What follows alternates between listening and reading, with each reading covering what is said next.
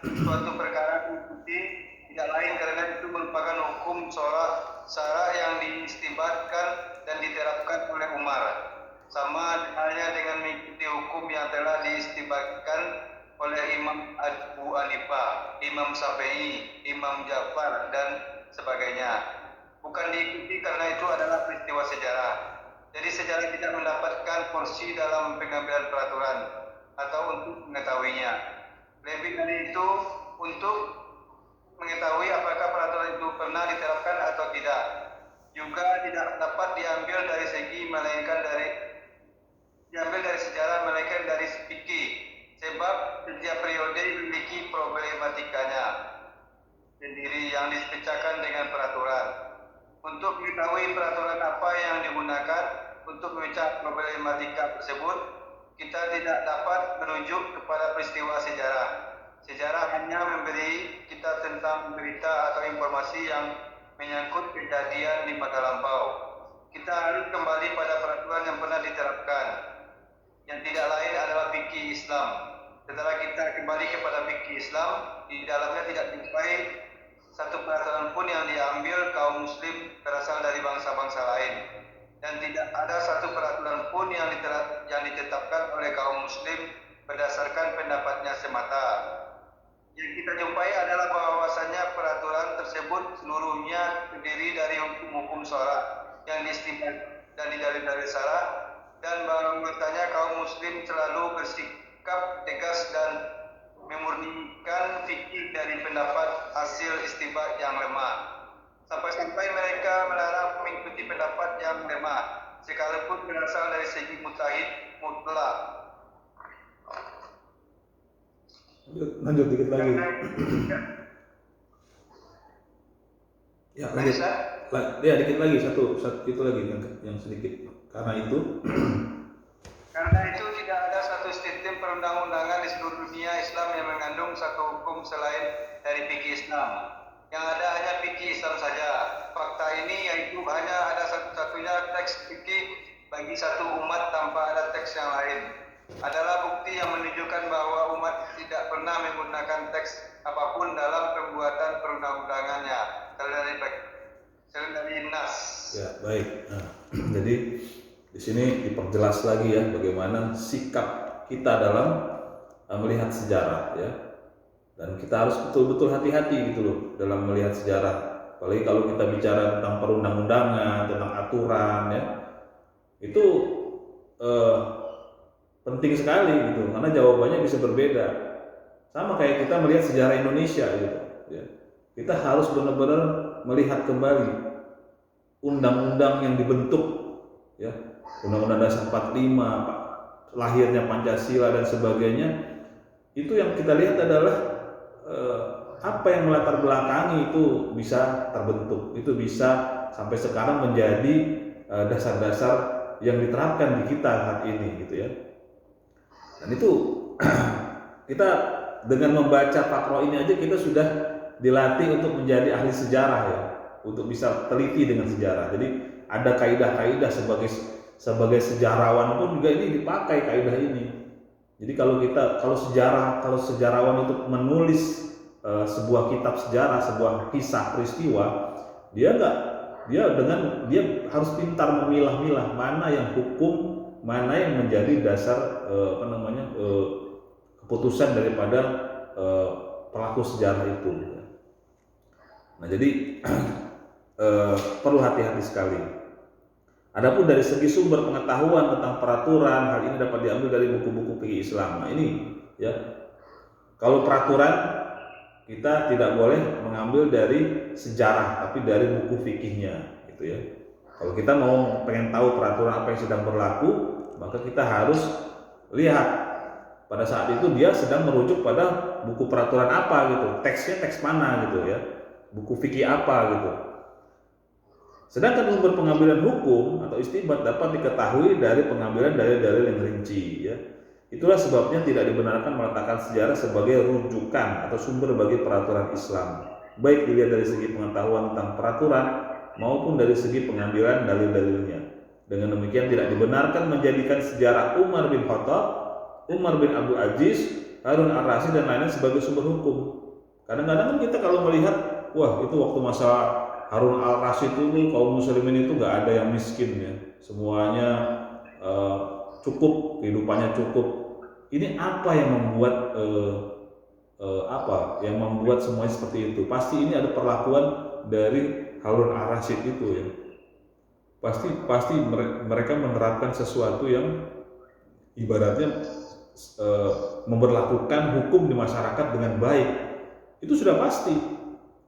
Tapi apakah yang diterapkan oleh Harun Ar-Rasyid itu bisa diterapkan faktanya dengan kaum muslimin sekarang? Nah, itu perlu diteliti, gitu. Perlu diteliti, ya kan? Kalau dasar-dasar hukum yang diambil oleh Harun Ar-Rasyid pada saat itu adalah dari fikih-fikih Islam, itu oke. Jadi yang kita lihat itu fikih Islamnya, bukan bagaimana Harun Ar-Rasyid menerjemahkan hukum-hukum itu, menerapkan hukum-hukum itu di tengah-tengah masyarakat pada saat itu. Ya kayak misalnya dulu Harun Ar-Rasyid itu memberikan kaum orang-orang fakir miskin itu sekian dinar misalnya, ya kan? Apakah bisa diterapkan pada masa saat ini? Belum tentu gitu. Dulu mungkin orang-orang miskinnya berbeda faktanya dengan orang miskin sekarang gitu. Ya. Kalau dulu boleh ya, misalnya miskin dinafkahi dengan sekian dinar. Tapi mereka itu kondisinya miskin apa? Apakah mereka itu bekerja atau tidak? Ya kan? Nah, kalau sekarang kan faktanya berbeda nih. Orang miskin itu sekarang kondisinya juga sekarang tuh berlapis-lapis sekarang. Orang dikatakan miskin itu bisa saja dia nggak punya pekerjaan, tapi ada juga orang yang bekerja tapi tetap miskin. Ya karena struktur, karena sistemik gitu ya miskinnya. Nah makanya itu adalah hal yang berbeda gitu pada saat BLT lah, anggaplah bantuan langsung gitu ya. Jadi sikap penguasa itu kan ada diantaranya adalah memberikan bantuan langsung kepada orang miskin. Nah itu dalilnya apa, itu harus kita lihat ya. Misalnya penguasa terdahulu itu memberikan bantuan langsung ya kepada orang miskin, itu adalah sikap yang bisa dikatakan tepat pada saat itu. Tapi apakah tepat pada saat ini? Nah itu harus kita teliti, dampaknya seperti apa. Coba orang masyarakat yang diberikan BLT saat ini oleh Presiden Jokowi misalnya, apakah itu menolong mereka? Ya oke, ibaratnya mereka senang lah dapat bantuan ya. Tapi apakah kemudian itu punya efek yang diharapkan oleh pemerintah? Misalnya miskinnya hilang gitu. Mereka terus kemudian segala kebutuhan hidupnya terpenuhi. Apakah itu berlanjut? Apakah itu menyelesaikan masalah? Belum tentu kan?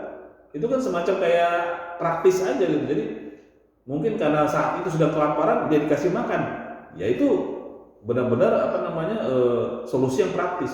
Tapi setelah itu kan dia butuh makan lagi, ya kan, dia perlu cari makan lagi. Jadi harus bantuan langsung itu ya memang hal yang dibolehkan, tapi apakah tepat atau tidak, nah itu harus kita lihat lagi gitu.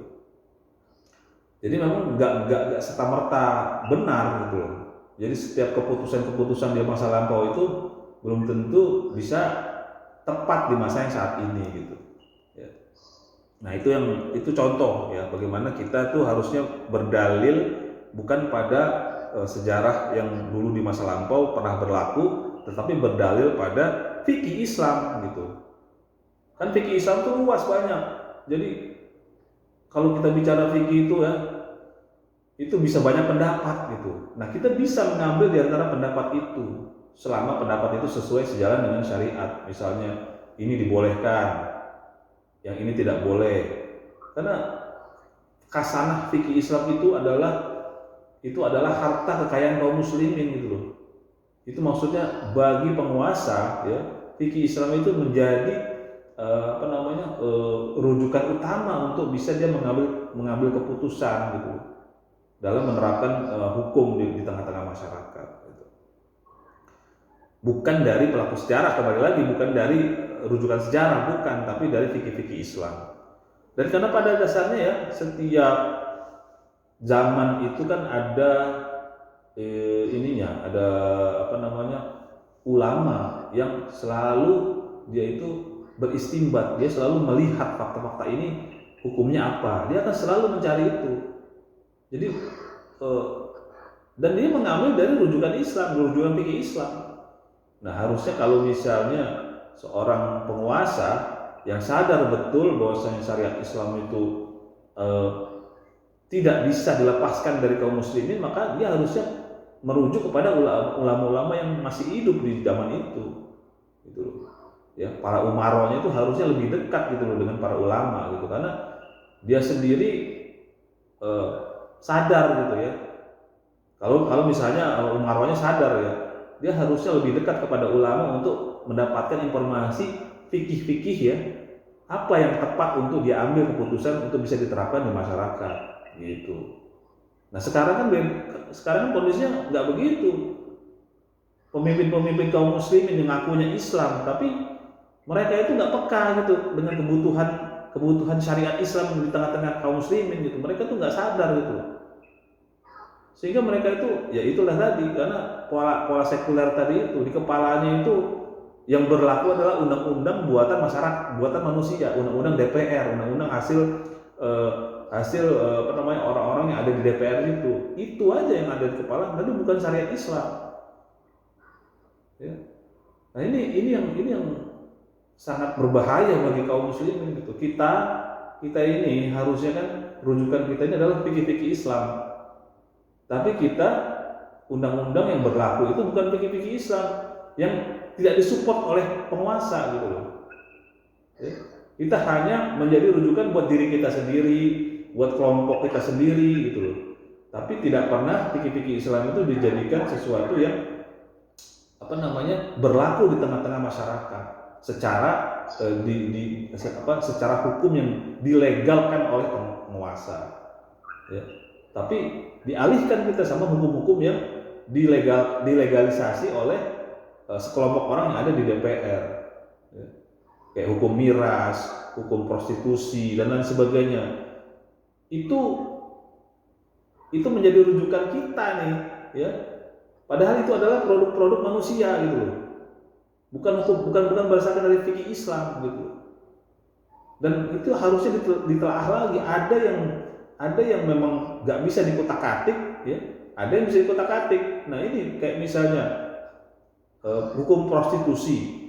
Ya, pasti berkenaan dengan perzinahan. Sementara dalam Islam hukum perzinahan itu sudah terang dan jelas gitu. Jadi harusnya itu tinggal diterapkan saja gitu di tengah-tengah kaum muslimin. Tapi ini dipilah-pilah lagi ya.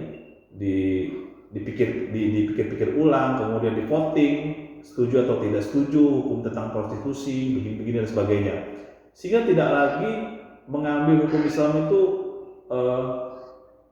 secara murni, tapi diambil sebagian untuk dilegalisasi menjadi hukum yang akan diterapkan di tengah-tengah kita sekarang gitu.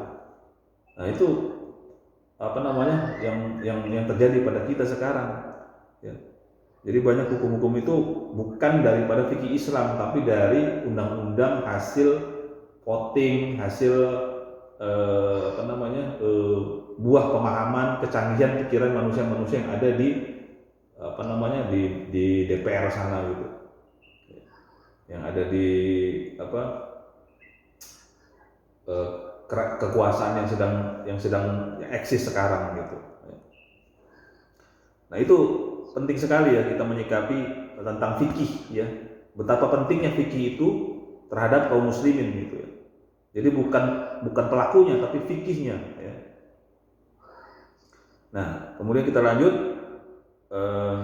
disebutkan di sini Umar bin Khattab ya, Umar bin Abdul Aziz, Harun ar-Rasyid dan lain sebagai sumber hukum, baik dilihat dari berbagai peristiwa sejarah yang menentukan mereka maupun buku-buku yang dikarang tentang biografi mereka. Apabila ada pendapat umat dalam suatu perkara diikuti, tidak lain karena itu merupakan hukum syara yang diistimbatkan dan diterapkan oleh Umar.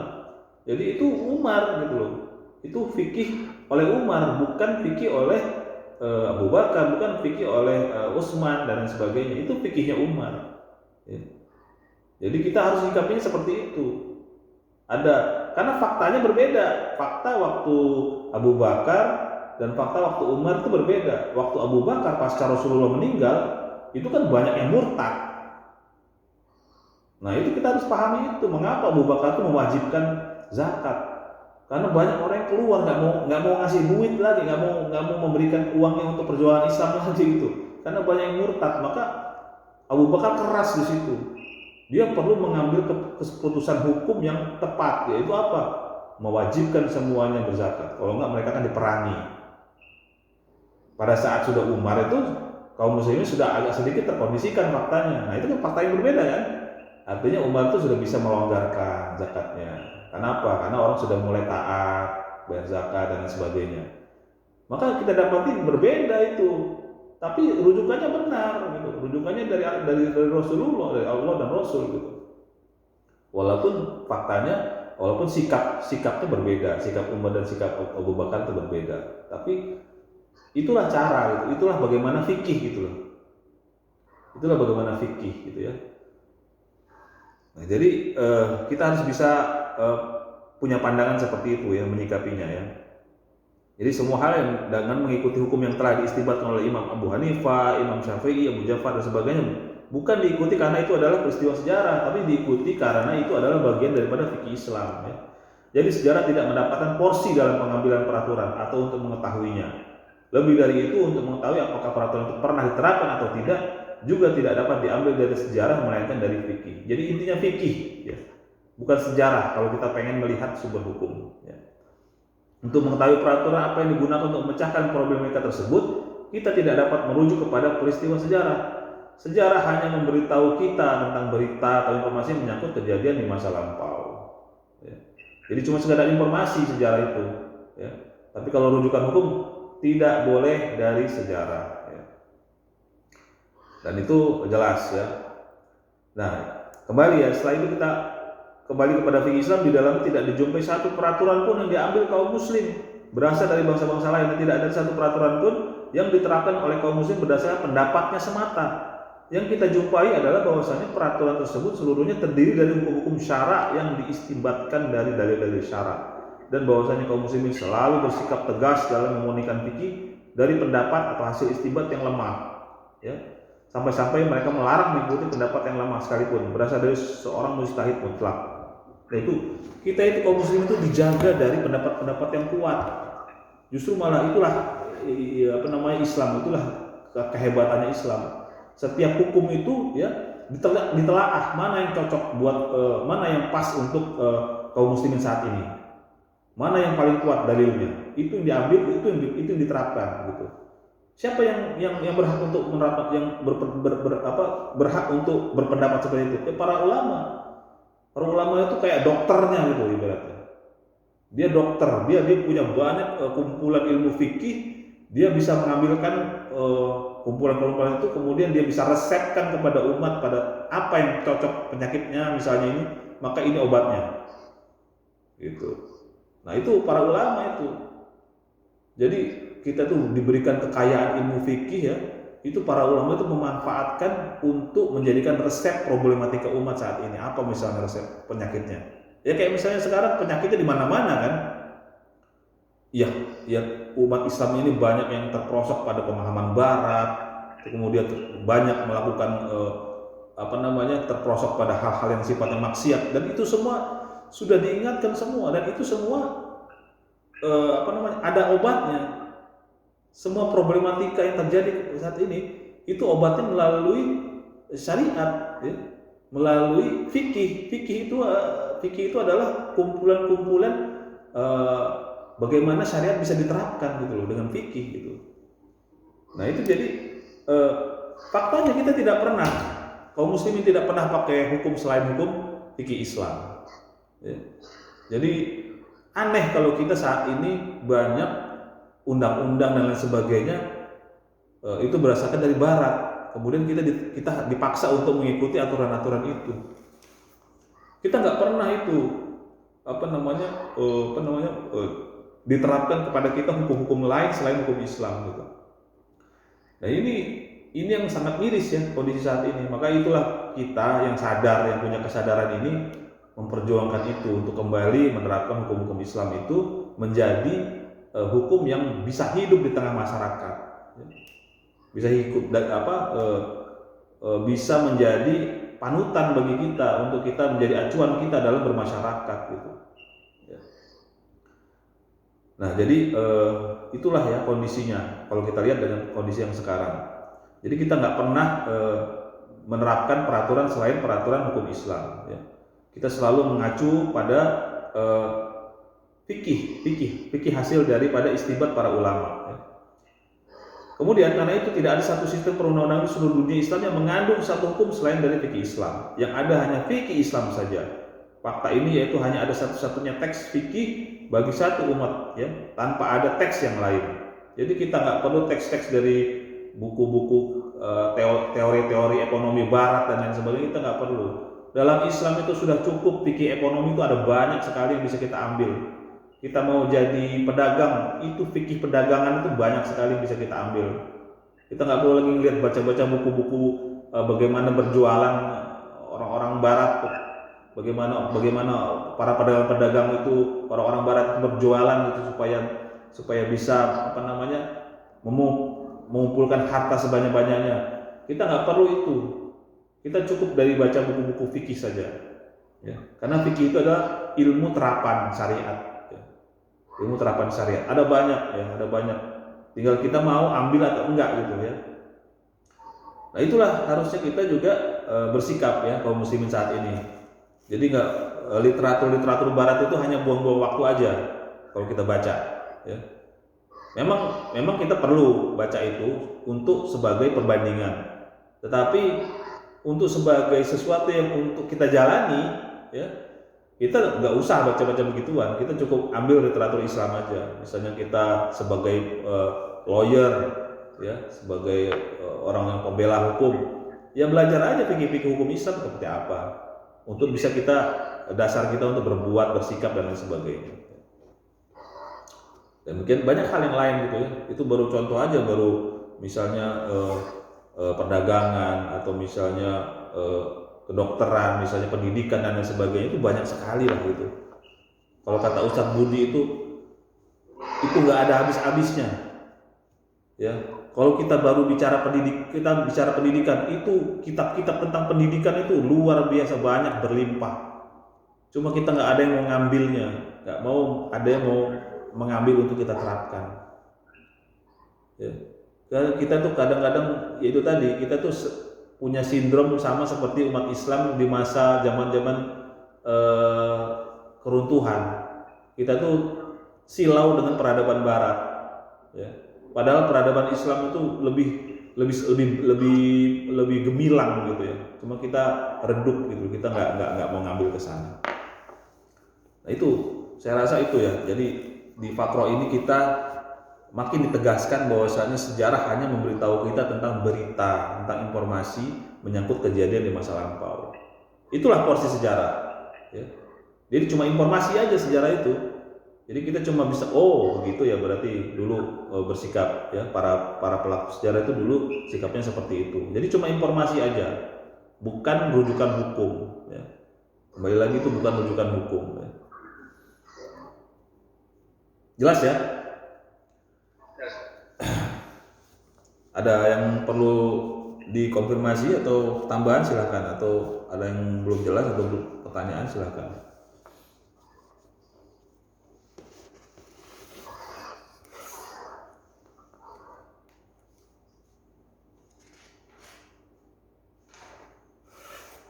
Kalau tidak ada, kita cukupkan ya halaqah kita pagi hari ini dengan membaca hamdalah alhamdulillahirabbil alamin dan membaca doa kafaratul majelis.